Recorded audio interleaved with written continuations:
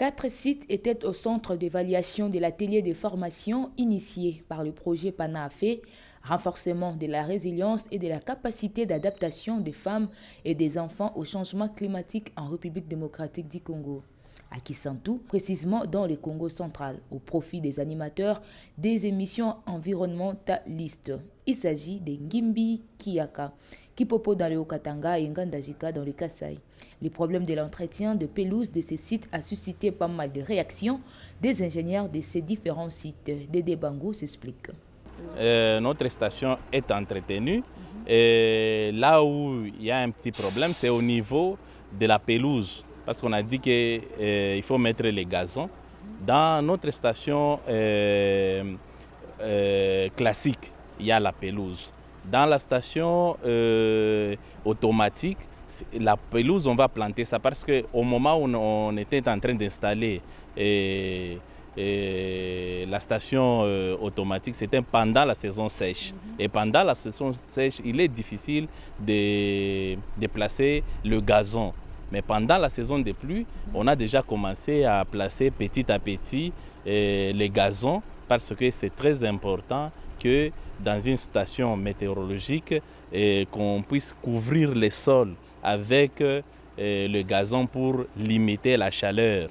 Parce que là où il n'y a pas le gazon, il y aura beaucoup de chaleur et ça va aussi influencer sur les paramètres qu'on est en train de mesurer. Plusieurs sujets au menu des échanges, notamment la collecte des données agrométéorologiques qui distinguent des stations automatiques et manuelles qui ne fonctionnent pas de la même manière. À ces sujets, les participants ont exprimé leur satisfaction. Cette formation nous a vraiment apporté beaucoup de matière.